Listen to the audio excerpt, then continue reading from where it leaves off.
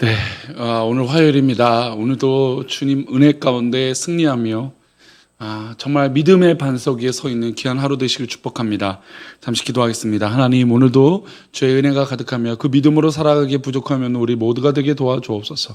우리를 지키시고 인도하여 주실 것을 믿사하며 거룩하신 예수님의 이름으로 기도합니다. 아멘. 오늘의 말씀 마가복음 9장 38절 말씀입니다. 제목은 하나가 됨의 은혜입니다. 마가복음 9장 38절 말씀 함께 읽겠습니다. 요한이 예수께 여짜오되 예수님 선생님, 우리를 따르지 않는 어떤 자가 주의 이름으로 귀신을 내쫓는 것을 우리가 보고 우리를 따르지 아니함으로 금하였나이다. 아멘. 사실 이제 여러 가지 우리 교단에, 또 우리 교단뿐만 아니라 우리 종교에 여러 가지 이 교단들이 있습니다. 기독교 개신교 안에서도 불교도 여러 가지 종파가 있고, 카톨릭 안에서도 하나로 되어 있지만 여러 가지 이제 교구라든지 뭐가 이렇게 나눠진 것들이 있습니다.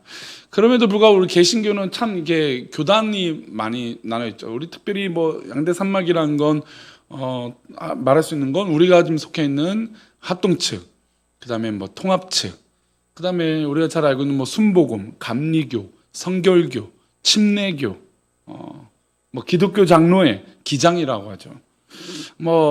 여러 가지 있습니다. 근데 사실 저는 사실은 좀 그런 걸 금하지 않는데, 우리 장로교에 속했던 분들이 순복음 교회 가면은 좀 예배드리기 쉬울까요? 쉽지 않습니다. 왜냐면 예배, 우리는 이성적 판단과 깨달음이 왔을 때 반응하는 거지만, 순복음은 이미 성령의 임재에서 그렇게 반응을 해야 된다라고 하기 때문에 아멘이나 아니면 예배 시간에 방언으로 기도하는 게 굉장히 열정적이고 뜨겁죠. 그러니까 우리가 만약에 순복음교회 가면 쉽지 않습니다. 그럼 반대로 순복음교회 성도들이 장로교회 오면 어떨까요? 아무래도 차갑다라고 느낄 수도 있습니다. 제가 예전에 사역할 때 한 여전사님 한 분이 순복음교회를 다니고 섬기고 사역했던 분이 오셨는데, 너무 어색한 거예요. 제가 사역했던 교회도 뜨겁다라고 하면 뜨거운 교회인데, 비교할 수 없다고, 이게 너무 어색하다고 그런 표현을 한 기억이 납니다. 그래서 이 교단의 색깔이 달랐을 때 좀 쉽진 않아요. 그럼에도 불구하고 우리는 어떻습니까? 본질이 같죠. 본질이 같다는 거, 예수로 말미암아 구원을 얻는다. 이 놀라운 비밀은 다 같아요. 그리고 우리의 행위로 구원받는 것이 아니라 그리스도의 은혜로 말미암아, 십자가의 은혜로 말미암아 아버지라 부를 수 있고, 그래서 구원받는다. 이 본질이 틀리지 않기 때문에 우리는 이해할 수 있습니다. 그러니까 반대할 필요가 없죠. 반대할 이유도 없고 반대할 필요도 없고, 우리가 너무 거부 반응을 일으킬 필요 없어요. 근데 우리가 너무 이제 신실하게 믿다 보니까 조금만 다르면 뭔가 이상해라고 반응하는 경우도 있는데, 굳이 또 그렇게까지 할 필요는 없습니다. 다른 걸 인정하고 본질이 같다는 걸 받아들이는 것이 굉장히 중요한 자세죠. 오늘 마치 좀 그런 듯한 느낌의 장면이 등장해요.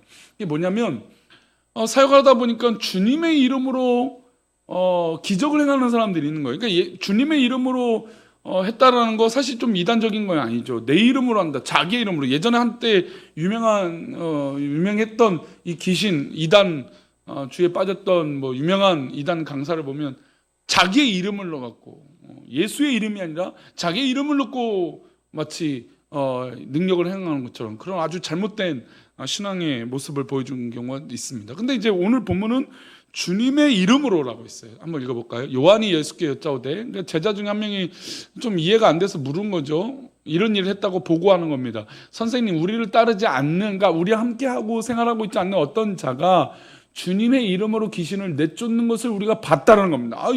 저기 보니까 귀신 들린 사람을 내쫓는데 주님의 이름으로 내쫓는 거예요. 근데 따르지 않아. 그러니까 우리를 따르지 아니함으로, 그거 그렇게 하면 안 돼. 그러니까 금했다라는 겁니다.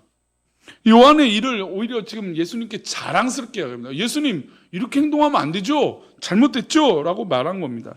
그런데 예수님의 제자들은 주님의 이름을 함부로 사용하지 못하게 막았습니다. 제자들은 예수님의 이름을 함부로 말하지 마, 그렇게 능력 행하지 말라고 얘기한 것입니다. 이 말을 들은 주님이 어떻게 대답을 하셨을까요? 39절과 40절인데 읽어봅니다. 예수께서 이르시되 금하지 말라. 그러니까 금했던 거 금하지 말라고 말씀하세요. 내 이름을 의탁하여 능히 일을 행하고 즉시로 나를 비방할 자가 없느니라. 우리를 반대하지 않는 자는 우리를 위하는 자니라. 지금 여기서 보면 반대하지 않으면 우리를 위한 자니까, 그리고 본질은 같으니까 그를 금하지 말라라는 것입니다. 그리고 내 이름을 의탁하여 능한 일을 행했기 때문에 그를 비방할 자, 즉시 나를 비방할 자가 없다라는 겁니다. 내 이름으로 행했는데, 그렇죠? 예수님의 이름으로 행했으니까 이건 전혀 문제가 되지 않는다는 겁니다. 사람들은 사실 본능적으로 남과 자신을 구별하기 원합니다. 나는 저 사람과 무엇이 다른가? 나는 저 사람과 무엇을 갖고 있는가? 그래서 비교하기 때문에 사람들이 헛된 그 생각들과 판단을 하는 것이죠. 저 사람은 나와 다르기 때문에 나쁜 사람이라고 하는 편견을 갖기도 합니다. 말씀을 좋아하는 사람들은 기도와 찬양에 열정들이 있는 사람들을 만나면 좀 부담스럽습니다. 반대로 기도와 찬양이 열정적인 사람은 말씀만 이렇게 묵상하는 사람들 만났을 때 좀 부담감이 있어요. 사실 지금 큐티를 하고 있는데 큐티하는 사람, 큐티하지 않는 사람 구별할 수 있어요. 근데 그렇다고 큐티를 하고 있다고 큐티하지 않는 사람을 정죄할 수 있습니까? 안 되죠. 그건 잘못 말씀 묵상한 것이죠. 자, 나는 큐티를 하지 않고 말씀과 그 시간에 기도를 하고 있어. 근데 큐티하는 사람, 아유, 저 말씀만 있지 저렇게 행동도 하잖아. 행동을 옮기지도 않아. 그렇게 정죄해버리면 그것은 온전한 기도와 찬양일까요? 그렇지 않다라는 겁니다. 우리가 주님의 이름으로 하는 것은 남들과 비교했을 때 우리가 보완해야 되는 것이지, 우리가 하지 않는 것이라고 그들이 잘못됐다라고 판단하면 안 된다는 겁니다. 예수 그리스도를 구주로 고백하면 같은 공동체에서 함께 섬기는 성도들이에요. 그래서 나랑 좀 다르더라도 잘못된 것이 아니라 받아들이고 감사할 수 있는 것입니다. 바울 사도가 사역할 때 고린도 교회가 나눠졌어요. 바울은 그 소식을 듣고 고린도 성도들에게 편지를 씁니다.